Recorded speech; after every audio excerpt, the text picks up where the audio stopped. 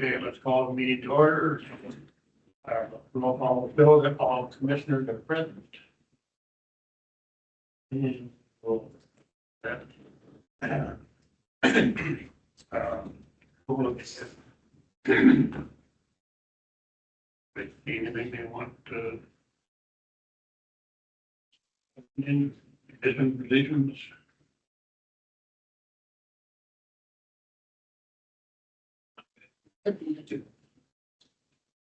Action. Make motion to approve the agenda. Motion. Second. All in favor, say aye. Aye.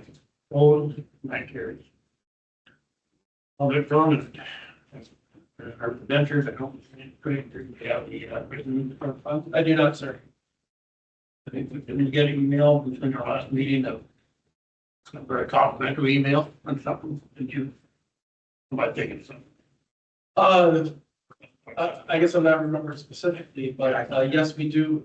In this, I do forward it on the commission. We get them of customers want to compliment us on either the office staff, the functions that what they're doing, or the line crew, or the water department, What it was, the complimentary. and the power department. Jim and Kenny. I mean, you're either doing a good job. Yeah, consent agenda. Basically, on the consent agenda, anybody wishes to move, questions, discuss further. Or approving these resolutions, right? And for the bids. Yes, so the resolutions 2508 through 2510 are to let us know help. Oh, So we just need to do a proper notice on those. Yeah, motion to approve the consent agenda. second. And a fourth and second, all in favor, say aye. Aye. Opposed, that carries. Okay, reports. Everybody read the reports. Okay, if you have any questions, I need the reports. If there's no questions, I would like to just add a little something to my report. As the commission knows, we compile reports at the end of the week. I always like to get packets out on Friday so that the commission has time over the weekend to read and review at your leisure. Since after the packets were finalized, I did receive an email from a neighboring utility inquiring about purchasing. So I just want to make sure the commission is aware that I did receive that and wanted to get some direction on that. Okay, reselling or something. I'm not at all. Yeah. I find public utilities to be intertwined into our community. I think it's mutually beneficial to our community that we do our utilities the way we are. I think it's long established. It's ingrained in our community. It's an integral part of our community. Like a lot of, the people working here are well established and have their roots in the community too. And I think I don't think it's a very good idea for any kind of sell. I think we provide excellent service, reasonable rates. And I think, again, if there's something that happens, I mean, you guys go out to fix something, most of the places in this town, it's not a business transaction. You want to get it up and running as quickly as you can because you probably, you know half the people in this community. And I think that serves our city of Princeton well. So no, I have no interest in any sort of sale of the commission. I certainly concur with that. I'll do all that. Sitting here, I mean, I think our own local ownership and our own control of our own destinies, after the turn for the meeting other program. Do we want to do it medical? Yeah, the commission has a prerogative if they wanted to do a formal resolution, just confirming the long-term benefits of that Princeton Public Utilities provides, and that the commission is steadfast and continuing that. Staff could easily draft up a resolution for commission review if you would like us to. I make a motion to do that. Yeah, we don't need a motion. I can just, we'll just work on something, and then we'll bring it from the commission, next month. Okay. That'd be ideal. We'd appreciate that. Okay. I think having something, on record for our minutes here. Yeah. Makes it more, I don't know, visual, I guess. Correct. What the priority would be. As I work on that, should I just use Jack as my point person to help with stonework thing? Which is fine. And then, I think you know how we. Yeah. okay, wonderful. Thank you, gentlemen. The only other thing that I want to make sure that we share in regards to the reports, and I'm going to hand it over to Jeremy, regarding the Christmas holiday decorations. Can we do that an update? Yes, so we did purchase 17 decorations from Vickerman. They came in last week. They're not exactly what we thought they would be. The brackets were gonna be different to begin with, to hang them on the poles. The ones that they showed online would have worked. We would have made them, just take the ones down we have, put the new ones up. But that's not what they said. And these current decorations probably wouldn't have worked with our setups and our poles, and then a bunch of them ended up being one-sided. And the way that they're set up, so that when you're driving down the road and you look up to the side that's closest to you, you'd be looking at the back of the decoration, so. You looked across the street and up, then you'd see the front, so. And so we're going to be returning them and exploring our different. And I did talk to Kim today. I had to go do something over by the pantry, and she happened to be pulling in, so she said she was gonna dig around and look to see if they could find where they purchased previous LED decorations, I don't know, 10-ish years ago, that were basically the same style that we have now, same brand. So if nothing comes together, we're just gonna have to make do with what we have in Yeah. stock right now. Yep. Which was the plan up until about a month ago or so, We still have, Yep, we'll still have them up and have them ready to go, and they'll be going up next week. that could be a day in town. And Jeremy, it's for, you guys did order some extra bulbs. Yes, we did order, we also ordered replacement bulbs for the existing decorations. Yeah. So they'll do some repair work. Yep. They're willing to work with you on return. Yeah, they're supposed to be working on it as of right now today to get them sent back, so. I didn't hear anything from, I believe her name was Sarah, that too bad, so sad, you bought them, they're yours. Otherwise, I mean, it would take a lot of modifications, and they're just not they're not as beefy as we were hoping they would be. They put them at like 30 to 35 pounds each. These things weigh about what a 12-pack of pop is, so just not what we're looking for. Okay, So, and again, this is something that we're kind of, we've always been involved, but we're taking on more of the responsibility here. That's it. It doesn't need immediate action on it. No, it's an update. Yeah, it's a bad thing to do. Kind of in our field, again, another reason why the Public Utilities Commission exists as a benefit to our community. Good point. Not earth shattering, but still a nice benefit, not something that another entity is going to provide for our community. Also, in the SB, we're not by the electric. We still have to deal with the water and stuff anyways. Yeah. Oh, I get one question on how's the conversion? Forward, slowly. Don't want to talk about that? No, I think in the past, actually 3 weeks, we've made an amazing amount of progress. We're getting there.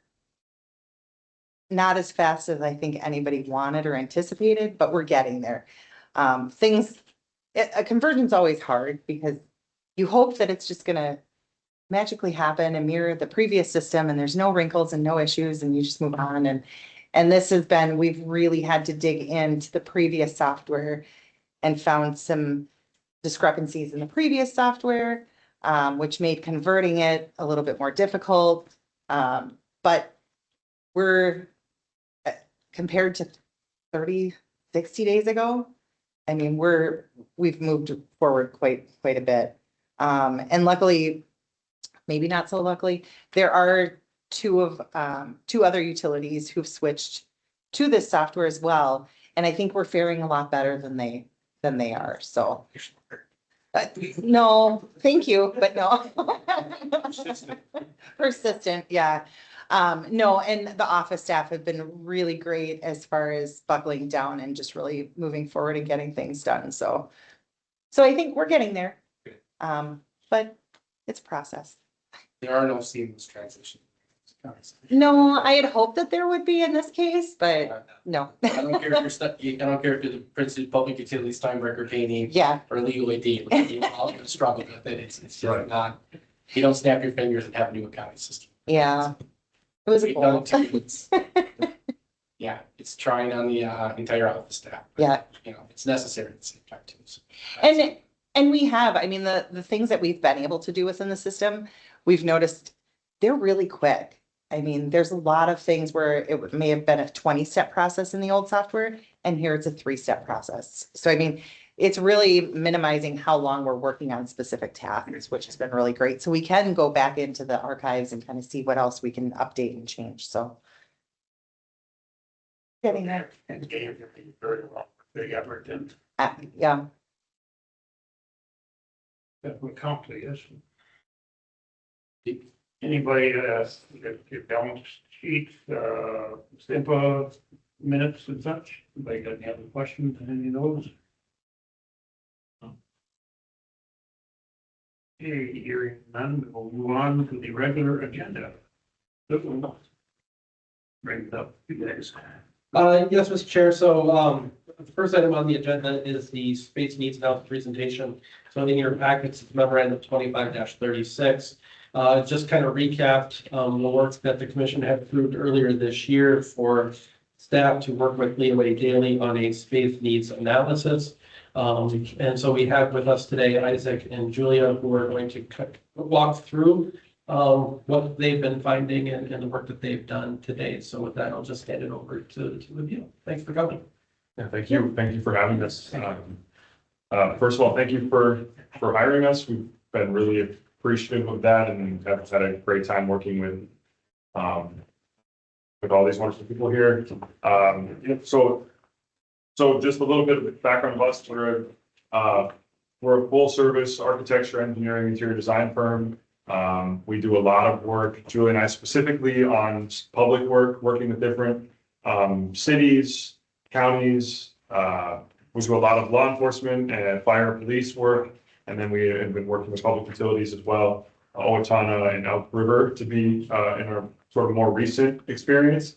So we were hired back in June to put together a report after responding to an RFP that is a space needs assessment. That was a partnership between the city and Princeton Public Utilities to assess sort of the individual needs of each entity in terms of space, and then also do a little bit of a review of understanding, could you possibly co-locate some of your administrative services together? And so there's a draft report that Julie is going to go through today. This, again, just reiterating that it's a draft. The city is still reviewing it as well. Keith has been working with us a bunch in the last few months to review this, make sure it's telling the story that's reflective of the conversations we've been having and the work we've been doing together.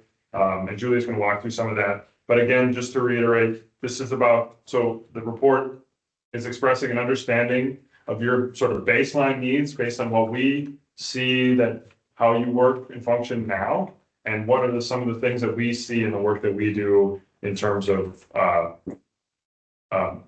making sure staff is the right spaces to accomplish the work that they're doing, whether that's sort of field staff or administrative staff. And then documenting those challenges and then exploring multiple viable paths forward, comparing those different paths together and figuring out how are we, making sure that we don't want to provide a recommendation. We want to provide options and ideas for how you might move forward and help you make a informed decision on how you might want to move forward. So that's sort of how we laid this out. And again, Julie's going to walk through that. And then, yeah, just making sure I'm hitting all the things that I wanted to No. So after this, you know, will depend on Keith to sort of in your expertise and how you want to move forward. But we're just, again, we're thankful for being here and for the opportunity, and I'll pass it over to Julia. Great. Yep. Again, I'm Julia. I first want to say a super thanks to the staff for talking with us. We had multiple walkthroughs the site, or walks about the site, and then like sit down meetings where we presented ideas, and they were very open to saying what didn't work, what would work, and then some other ideas. So thank you for that. So again, as Isaac said, what I'm going to do today is go through the report, not page by page per se, but like to show you how it's laid out, and then like give an example of each section so that when you are reading through it in more detail, that you can kind of understand the logic of how we're laying it out. So does everybody have their? Well, okay, so let's start with the table of contents.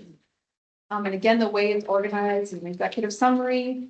Then we go into the needs, basis of need. And as you can see that it's divided into two sections, the city hall and the public utilities. And each entity has an existing conditions, the challenges that we heard and saw, and then the space needs of what the outcomes were of the discussions that we had. And those are listed in tables and square footages. And then we go into the master plan scenarios. So again, this is divided by city hall and the utilities. And each entity has a renovate scenario, a relocate scenario, and a co-locate.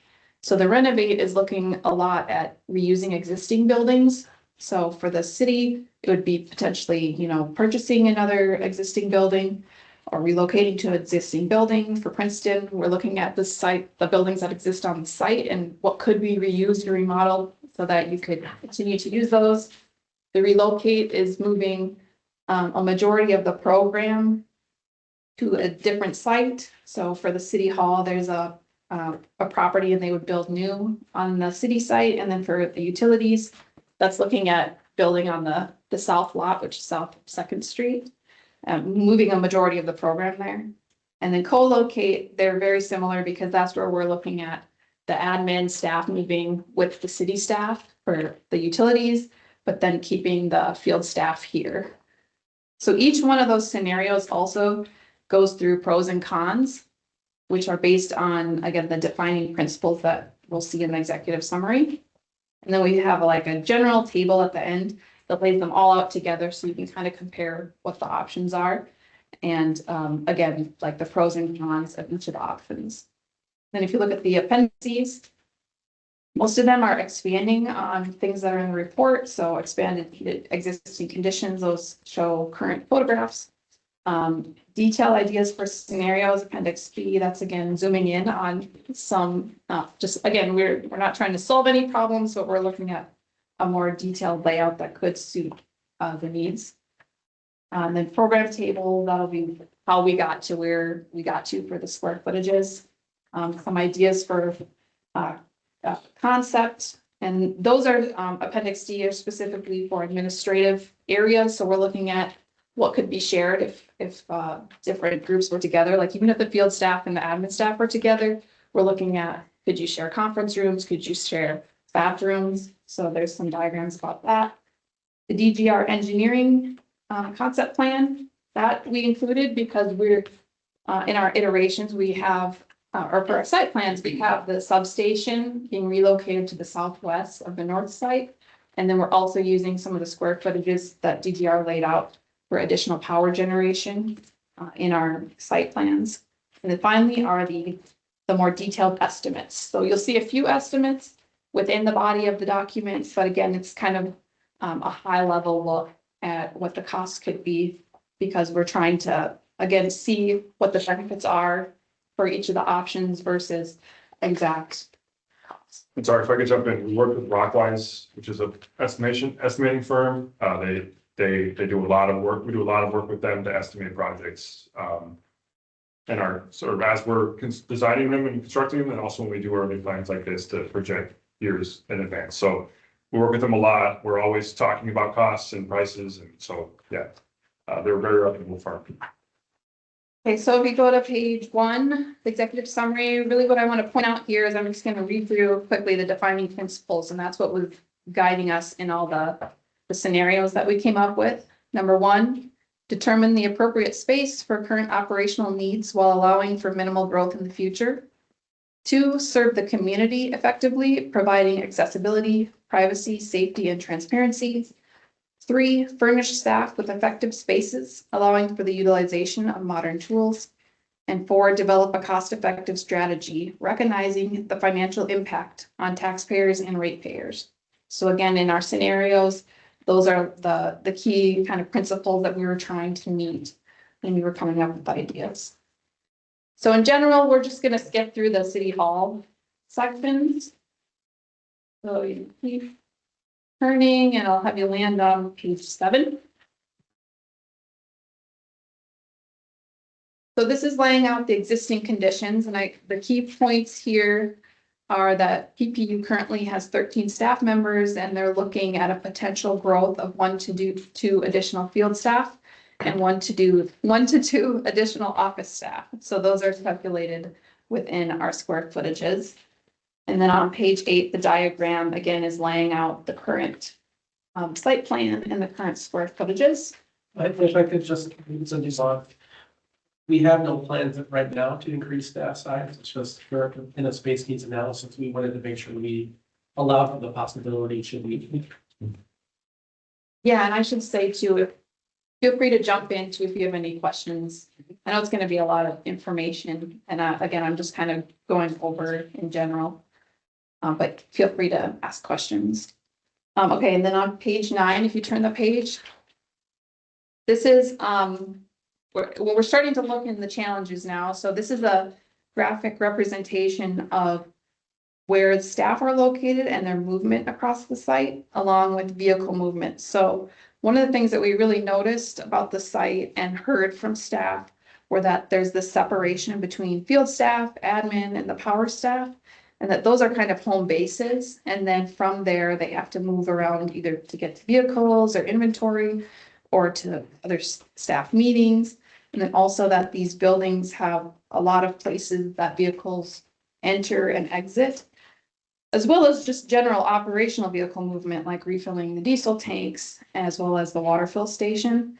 So again, some of the challenges include this both safety that happens that you need to be aware of on site, as well as operational efficiency and seeing if there's ways we can help make that more efficient.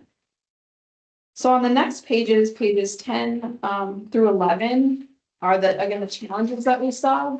I'm not going to go through all of them, but again, you could see through that these are looking at both from a minute or small scale of like the lobby not being accessible, privacy issues from the admin side, all the way up to the amount of space for conditioned interior storage and how vehicles move through the site.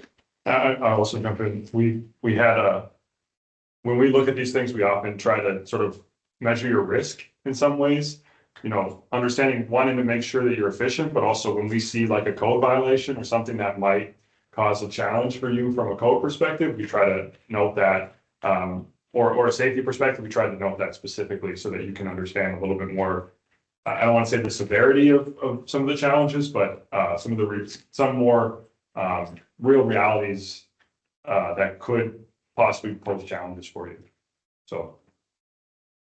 And then page 12, we're looking at the actual space meets square footages. So it has the table that shows your existing square footage and then the space needs that we saw.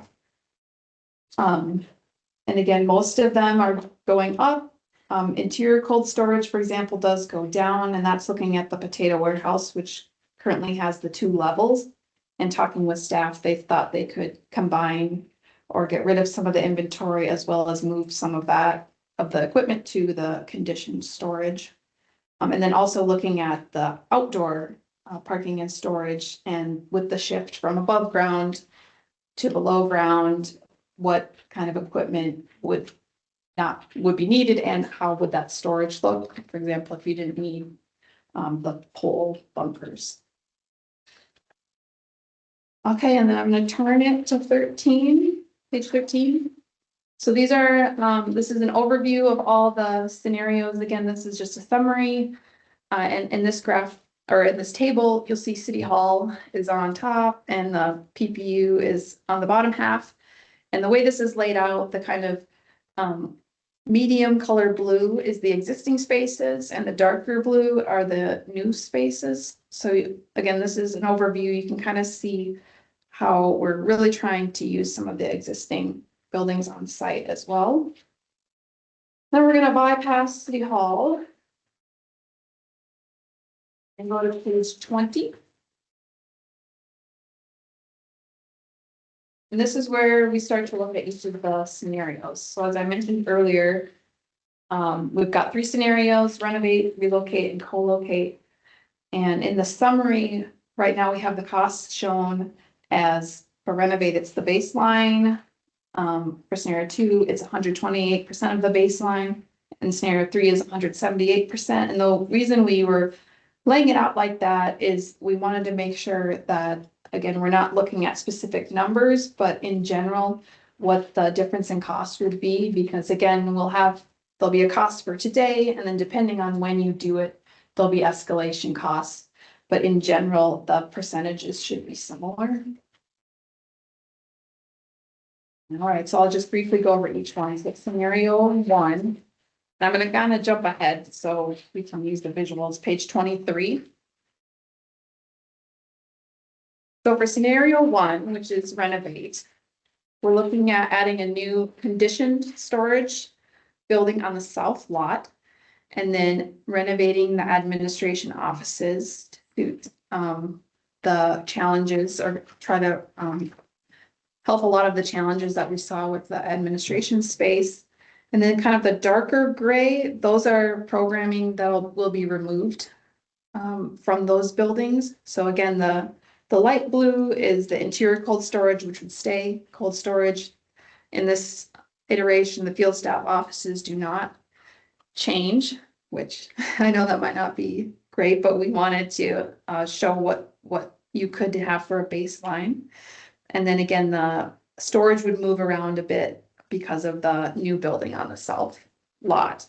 So if you flip back to page 21, if you look at that first table, it shows the kind of outcomes of your square footages. And then there's a column that says it's called deficiencies. So that shows where you're lacking in space based on the space needs. So again, the big ones on this one are, yes, it's the lowest initial cost, and that's the way why we have it as baseline, but you aren't meeting all the needs that we saw. So if you look to page 22, then you also see a table that has potential added scope. So again, if you're looking, we added one of the last rows there in addition to the existing admin building. There's a cost there. So again, you can start to look at both and say, okay, well, in the future, we probably need to add on to the administration building. This could be a cost, but that, again, this is in general how we're kind of breaking that down. So yeah, this is showing a new vehicle storage facility on the south lot. A new security fence around the south lot, heavy renovation of the admin building for staff, and then this demolition and disposal of the east garage, and then brownfield remediation of the south lot. Because we know that we've heard that this soils might need some remediation on the south lot. And that's showing a cost at the moment. Again, this is based in today's dollars, so this doesn't count for escalation. Again, we don't know when you would do this work, but this is based in today's dollars, and this is based with an understanding that you would hire a contractor that would do all of this work for you in one run. So these costs can vary depending on how you do the work, when you do the work, but this was a sort of general idea of what this might cost today's dollar if one contractor were to take this on and do it. So. Does that cost, is the cost, I know that there's a need in the existing field staff office to improve to repair the roof, so it's structurally, is that in? No, so that would be keeping that building as is with a severe structural. Yeah, it's a big deficiency in this challenge, and Julie will talk about why we didn't include that in well, she'll talk about with the next one, you'll see Okay. an adjustment, but yeah, that is, to Julia's point, the deficiencies, this doesn't get you the needs that you want to accomplish, so. Right away. But we felt it was important just to think about how do we manage with your existing facilities? Yep, okay, let's move to 24, scenario 2. Relocate, again, I'll have you turn the page to page 26, so we can look more at the site plan. So in this one, we're looking at having a new conditioned storage and then moving both the field staff and the admin offices to that south site as well. Also, for the potato warehouse as cold storage, one of the challenges we saw was that the ramp currently isn't suiting the needs to get access to both the lower level and the upper level. So that we added a square footage for putting in a new ramp there. And again, the dark gray is where the existing program would be moved. And then if you see, I guess I didn't describe last time, was if you see like words on it, like existing power plant, that would stay. New power plant and new substation. Again, those are, so you can see where those square footages would take up on the site. And then the kind of diagonal hatched buildings are buildings that would be demolished, and those are counted in the budget for that specific scenario. So for example, if you did want to demolish one of the buildings that are still shown here, that there is a line item in the potential added scope to show that cost. So if you go back to page 24, this iteration does meet all the space needs. There is slightly less square footage if you look at the admin plus storage, but again, I'm not counting that as a deficiency because there would be some shared spaces between the field staff and the admin staff, like restrooms and conference rooms.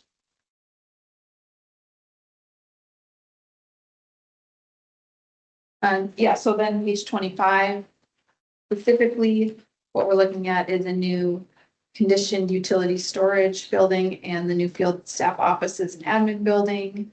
Again, I'm looking at the estimate breakdown table, the demo and disposing of water, the water garage, the east garage, the field staff offices, the current ramp area, which also has kind of that little storage area at the end, and then adding a new potato warehouse ramp and then new security fence. And again, the brownfield remediation is on all of these because they will all be, that will be a potential. So we're looking at building on the south lot for all of them. And maybe Commissioner, your previous question, the last one did not show us doing much with that staff space, the staff offices, or field staff offices, because just the deficiency was so strong that it felt like it wasn't worth, like, we could put in numbers in there to say, what if you did a small addition in that, or I think our recommendation, we probably want to just take that down or completely reconstruct it.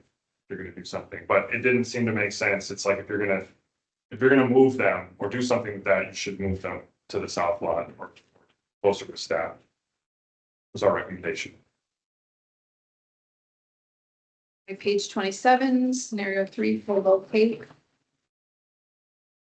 So again, page 29 is the site plan. So for this one, we put the new conditioned storage on the south lot, and then we also added a new cold storage on the south lot. So that frees up the potato warehouse if, again, if you wanted to reuse that in some way, or that just leaves it open for another use. And then the field staff offices we put in the current administration building after it's been renovated. Then if you go back to page 27, so this one also meets all the space needs of both the admin and the field staff. Actually has a little extra for some of it. And then if you look at the estimate breakdown, these are the costs for building a new conditioned utility storage on the south lot, new security fence, heavy renovation of the admin building, new cold storage on the south lot, demoing and disposing of the east garage, brownfield remediation. And then I should say, we put the cost for offsite shared building for the admin, and this you know, we have no idea what that cost would be. We just put an estimate of 1/3 of the total cost for a new building with the city. That would be something, yeah, that you would work out with the city. So, while this is the most expensive option, I guess, or this, you know, 178% of the baseline, a lot of that cost is coming from that city, sharing with the city. So you'd want to work with them to see what kind of agreements could be worked out for that. And then again, there's added scope. I should note on page 28, one of the added scope we put on was heavy renovation of the potato warehouse. And that was also just one of the things that I thought would be fun is if you would update that to be some sort of community center or have some sort of museum for the utilities. So that's why there's that number there. And there's a page in the appendix showing that idea a little bit more. And then finally, you can flip your books on page 30. Is the overall for all the scenarios, square footages, efficiencies, and the costs on the table. And then on page 31 is where we're looking at those defining principles that I had read out in the beginning. So for this table, the green means that it meets the statement under each defining principle. Yellow means partially meets, and then red is it doesn't meet. So if you're looking at PPU, which is on the far right side, for example, defining principle 1 meets right side space needs. So as we saw, scenario 1 did not meet that. The other 2 did. And if you're looking at defining principle 3, for example, improve staff workspace quality, we again saw that the field staff offices, it didn't meet that. So that one has a red, and then the other 2 did. So they're and then the rest of the report are the appendices, which I won't go through unless somebody has a question about those. So overall, again, with talking with staff, we really think these are options that aren't necessarily just pick this, but there are options in each option as well for phasing. And I don't know, I'm really excited. Hopefully something comes out of this and that it's really helpful now and into the future. So. One thing we talked with Keith and was part of the RFP was wanting to make sure that we created a document or that you had a document that you can make decisions on for the next 10 years or so. And so, as Julia noted, we tried to break each of these pieces down into separate scopes of work. So you can choose to self-perform if you want to demo a building, or if you want to work with a contractor on one building and work with a different one on another. You can start to understand sort of how the costs relate to one another and what those costs might be in today's dollars. We recognize that these can be a little overwhelming and maybe complex. We're happy to talk through more of it today, or you have our information and our number even after we finalize this draft. But yeah, we hope that this is providing you enough information to have a better understanding of what your current situation is and how you might want to. So thank you again. Thank you. You. Pretty thorough, I guess. Yeah, I just want to say it was a pleasure working with Leo Daily and all of this. And I really liked how the report turned out. I think we did try to take a very impartial view for each option, list pros and cons. And you can see that there are trade-offs with the different options. I felt like it's a very good exercise for all of us to participate in, and really like how it came out and again, looking at it as comparative analysis, I think it helps point us in a direction that makes sense. That's what we're looking to get out of it, not necessarily what the dollar amount is, because that all is dependent upon actual designs, decisions that are made. But I know before we started this process and hired Leo Daily, internally, we kept talking about, well, what if we did this? And what if we did that? And we kept talking ourselves in circles. And I think this really helped us kind of organize those thoughts in a much better way. Yeah, I guess why I was kind of glad to and all this, the city side of it too, of course, but me and both entities are in pretty similar situations.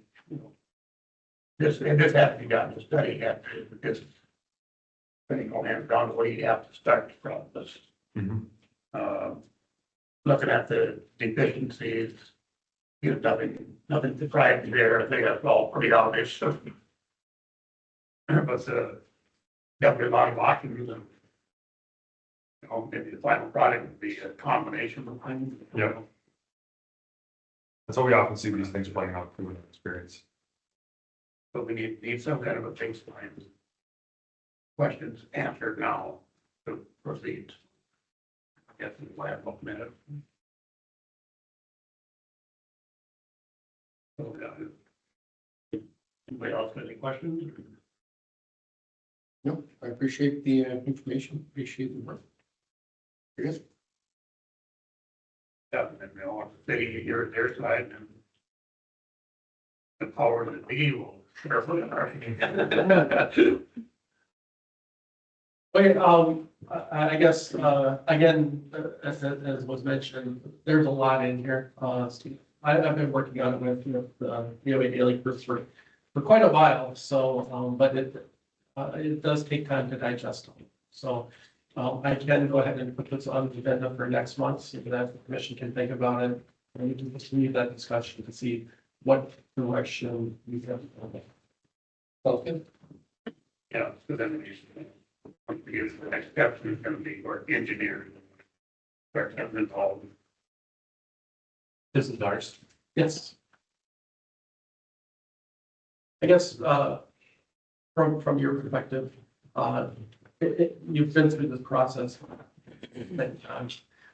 How does kind of the next steps look for organizations that decide that they need to move forward with something? I mean, it varies. We would typically see that you just spend some time with this and try to think about how you might want to schedule this in terms of what you might want to take on first, what feels like it's the biggest priority for you. And then, yeah, starting to sort of schedule out and budget out what you would want to propose and move forward with. And then, and we can certainly help you think through some of that if you'd like. Okay. Yeah, I think it's really just about trying to create your plan, your 10-year plan, really. Okay. I would say, yeah. On that first step is gonna have to be, are we gonna do a co-thing with the city or are we gonna separate and go independently? That probably has to be the first decision before either one of us can move on. Mm-hmm. And once that decision is made, then of course we decide to go on our own. You know, we're on our own. Whatever the city does, it doesn't matter. Yeah. If that's, I imagine that has to be the first step, I suppose. I would, if I may, I would say the biggest consideration when you're making that is we oftentimes heard that administration staff and field staff work very well together, but that could be improved and, but that could also be hindered by separating admin staff off of this site. And so I think it really comes down to what value you put on that versus sort of co-locating your services with the city from a ratepayer and taxpayer perspective. So that obviously that has a dollar value inevitably depending on what decision you make. But I think to me, those are the sort of three things in consideration. And that'll be, we do just what we do with the city for the public safety, public works, police, I think they're all, we're not gonna be co-located in one, with all of the. Right. We have a lot more complicated, maybe not the right word, situation to deal with than we'll have here. I guess that's the way I'm looking at it, I'm reading everything. Mm-hmm.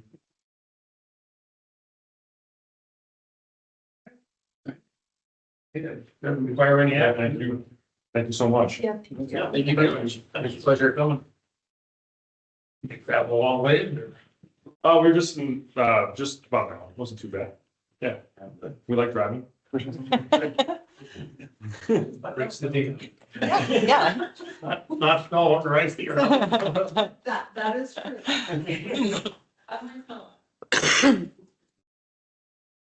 Okay, let's move on to the Third Street project. Yes, Mr. Chair, I'll take that one as well. In your packet, I include, just for information purposes at this point, a copy of the feasibility report for the North Third Street reconstruction that was presented to the city council. Part of that reconstruction effort is going to include the replacement of some water mains. And there is a cost, estimate from the engineer in there for that, portion of the project. The feasibility report is still in a draft phase. You can see that, it's addressed to the city council, not for the commission. But I thought it was important to share that now.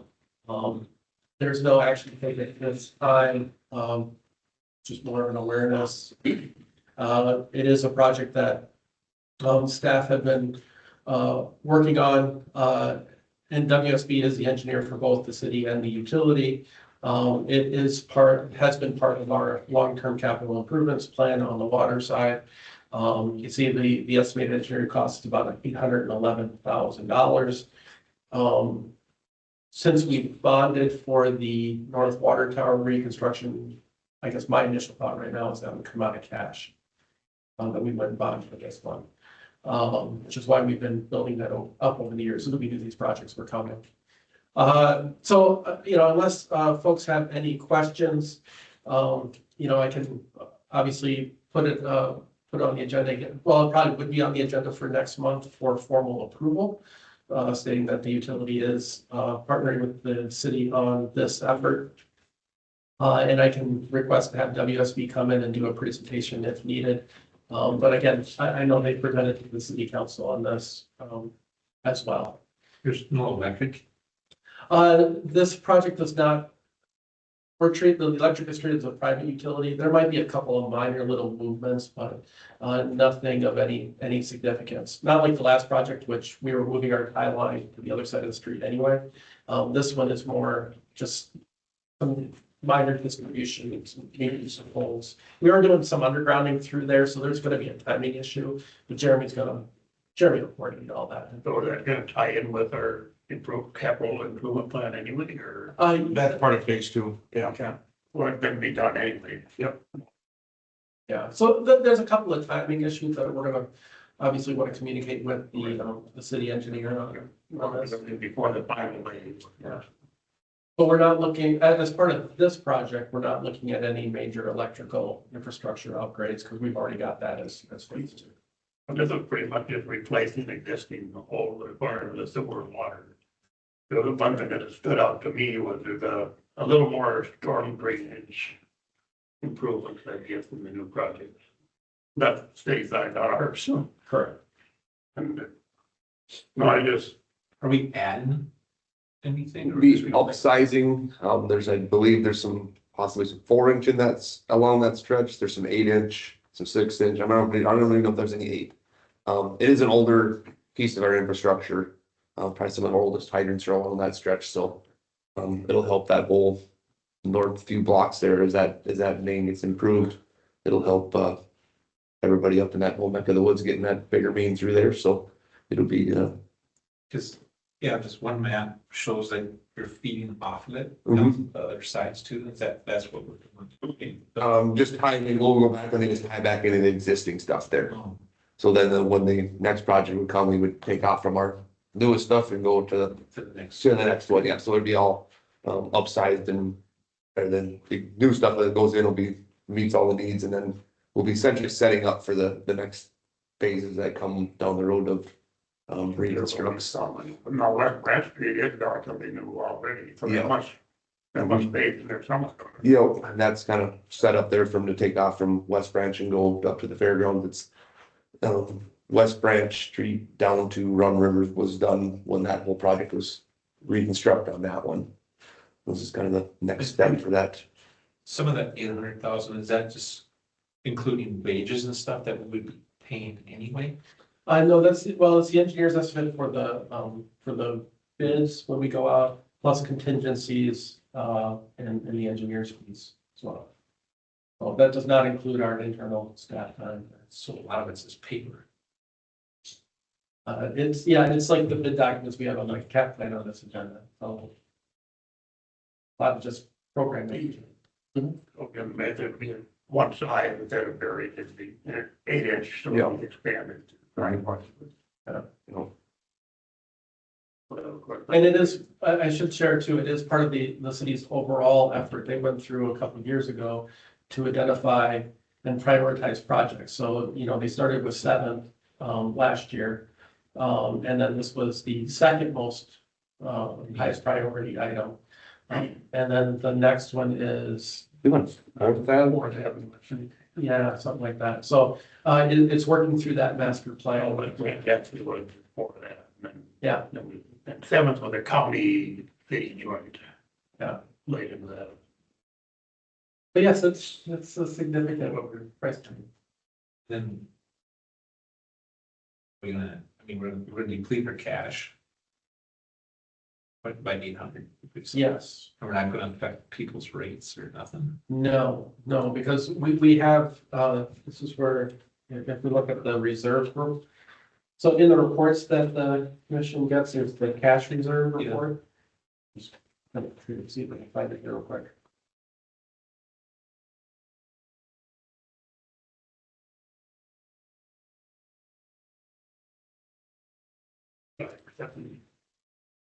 Definitely pretty good there anyway. Yeah, well, like I said, we've been adding to that for this specific purpose. So on the water side, as of September, because we're running a month behind because the commission meetings got moved up.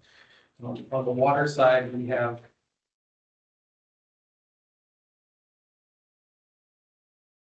we have 1.4 million in cash and 1.5 in the capital improvement fund. So my thought was we would kind of split that.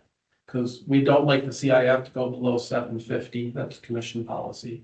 And obviously, we don't want cash to go below a certain number of days of cash on hand, which currently set at 300, given that water revenues are less compared to other enterprises.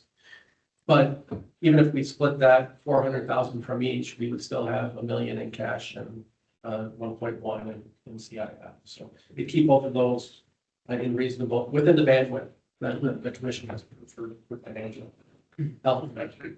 That'd be our whole moving forward. There's gonna be more projects coming up, but. Correct. Oh, you're right. There's a lot of it needs to be. And this will start to spring. Correct. I would anticipate the city would, the bidding process early in the year would be my expectation. I think it's May, March, I think there's one of the, but I'm looking. And then the city handles the bidding process. So they're the primary on the contract, so they handle it and then so pass through cost for us for our portion. And there can be some differences between engineer estimate and actual construction bids that come in too, so. They go high. Yeah, we saw that with 7th, the contingencies were in there, but we didn't need them, so it ended up being under the original estimate. They always look better if you come in high and then come in low at the end, it makes them look better. So now, when these projects, all the old stuff is moved. Put in. Yes, yeah, they take out the existing old stuff. Without challenge. Temporary water during construction for all the residents and stuff as they're going along and. That's how it drives up costs, you have to keep, people have to get water. But temporary stuff. But it's, well, fairground, we know what it is. And it's a state aid, but it's a declared state aid route. The service will be paid for by state aid. Paid all of those things. All the paperwork for permanent. Anybody, when you fill the department gas, you pay some of that stuff. That's switch tax. Yeah. So that was, that played into the project. Our state aid, we did qualify for that last year. So taking advantage of that. That. So I anticipate bringing this back in front of the commission next month for approval. That's the normal track. Okay. Okay, do y'all have any more questions? To the meeting after with the.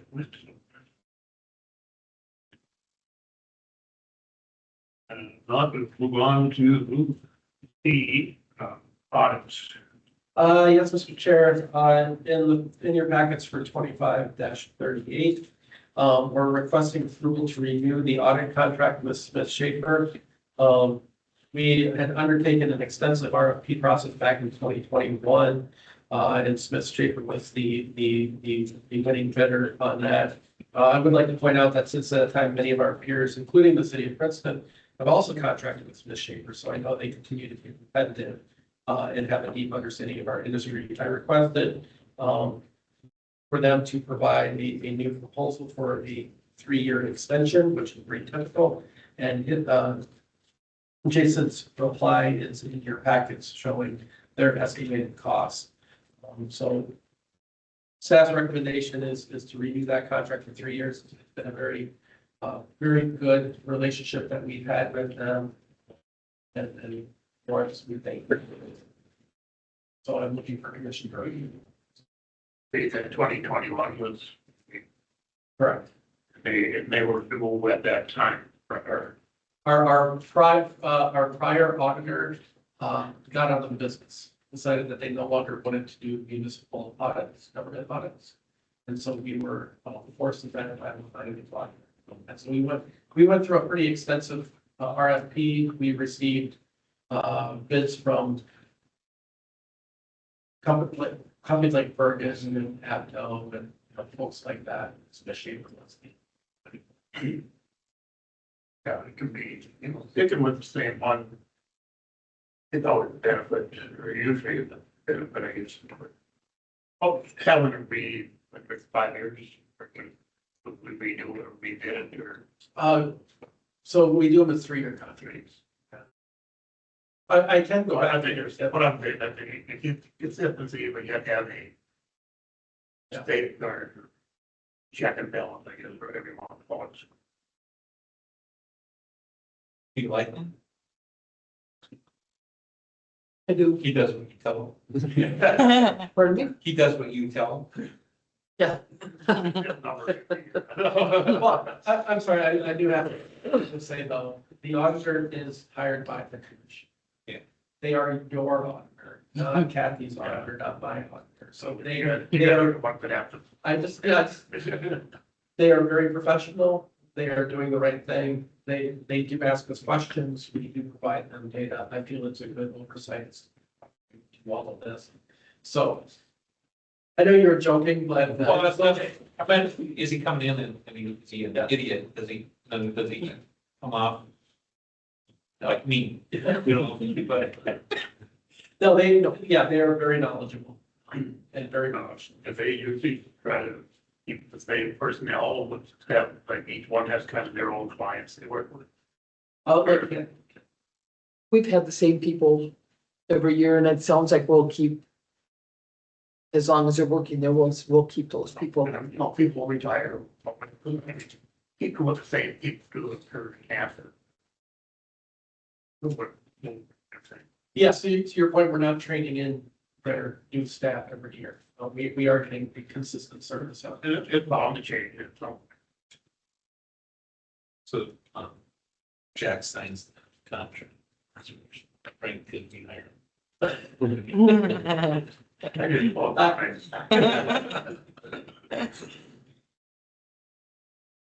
got. I make a motion, to continue our relationship the next day, to accept this 3-year proposal, continue our auditing services. Smith Schaefer. Second. And then I just add that if we have those, in switch, you almost have to have a pretty balanced reason to even start looking at your meeting. And as of right now, we don't have that information. Complicated, so, any more questions? Ever say aye? I, Opposed? That's carries. You got a bunch of bids. Yes, Mr. Chair, I'll take this one as well. We did. Find it here. We did have a bid opening earlier this month on November 5th for major materials in phase 2. DGR has provided a summary of those bids, as well as an award recommendation letter. Staff is supportive of DGR's recommendation, and so we're looking for the commission to adopt those recommendations and award the bids as described. Hey, everybody get a chance to read them?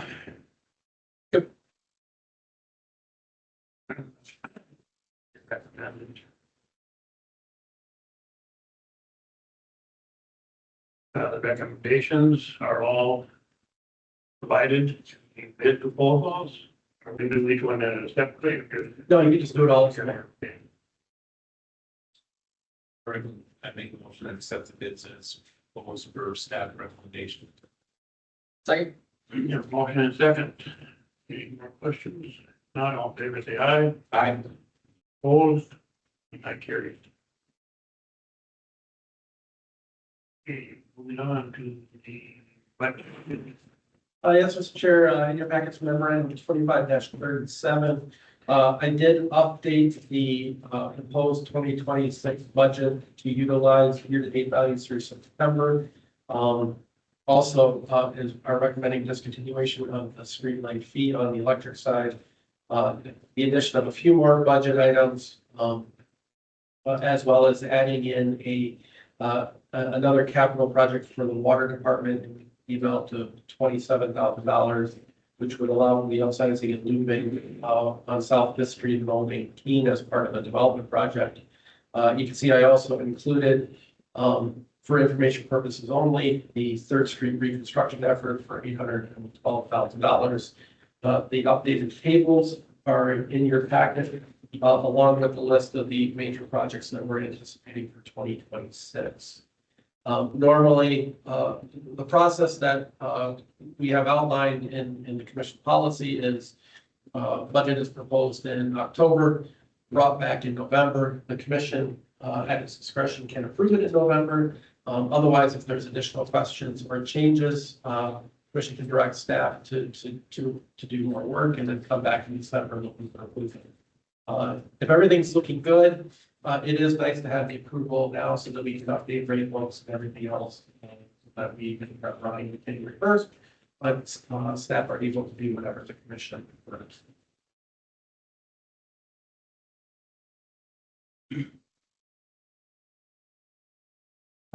Yeah, it's like this with all the kinds of stuff that I get, but anybody else have anything else? I'll have to see it more of a final number here. Everything looks in order to me. Make a move to accept the budget as presented. Second. Yeah, second, I just went out, got that letter, email, and Keith sent all Marshall. If they're increasing. Yes, I'm getting some. And I think by doing budgets the way, or rates the way we were doing, it, we're trying to avoid stuff like that. But if you do it in increments, not trying to minimize that, cost more money, cost more money. People don't, it's easier to absorb, I think, from a year to year to year to year basis. You don't hit people with a big jump at one time. To me, that's always, again, not about having rates, whatever. Try to keep everything, just keep it going and minimize the big jumps. So, yeah, motion second, all in favor, say aye. Aye. Opposed? That carries. E schedule. Yes, Mr. Chair, in your packets for 25-38 is the updated 2026 fee schedule. Since last month, I have, again, included the elimination of the streetlight fee. Also did an update to the EV chargers to match the rate changes proposed as well for 2026. Like the budget, this is for the commission's review. You are, at your discretion, you can approve today, or if you want me to, if you have some questions, I'm happy to research that and get back to you next one. Yeah, if I was trying to get ahead of myself there with my comments, I guess a little bit, but, I mean, we're talking about a 1.5% increase. Yes. In electric and 2.5 in water. And as you noted in your comments, that a lot of that is due to a state charges increase in the water side. Yes, I am just referring to the fee schedule at the moment. Yeah. Oh, Well, okay. the rates, I have rates as the next one. Yes. Oh, okay.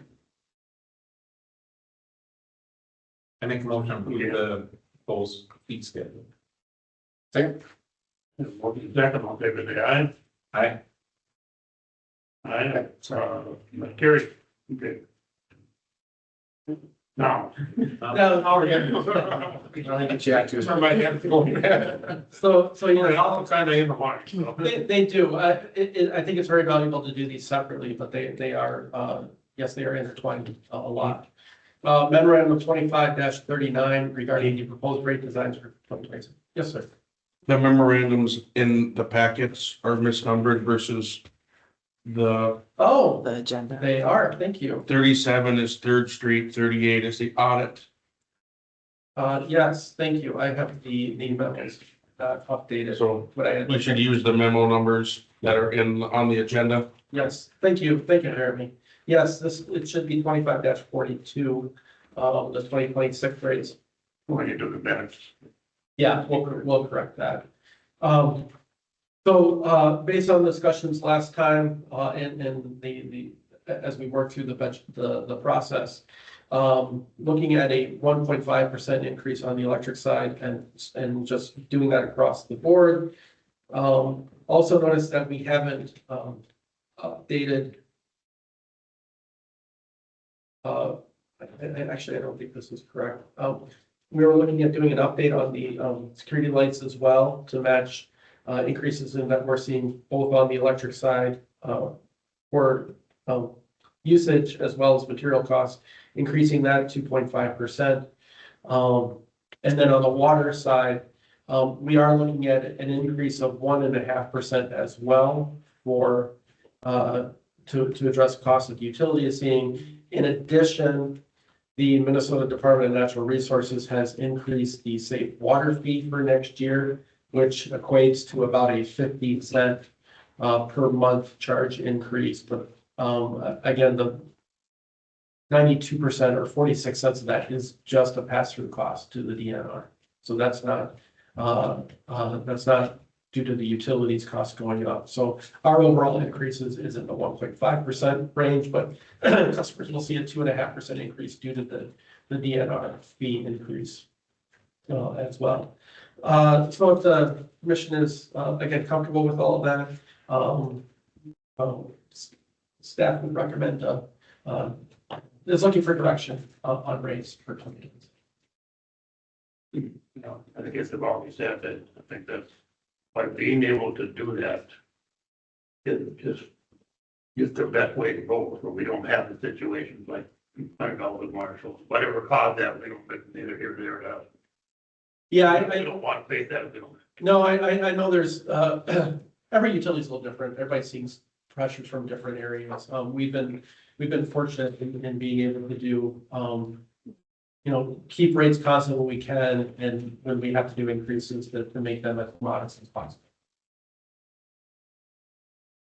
I think we've done a bang up job of doing that, I guess, in my experience.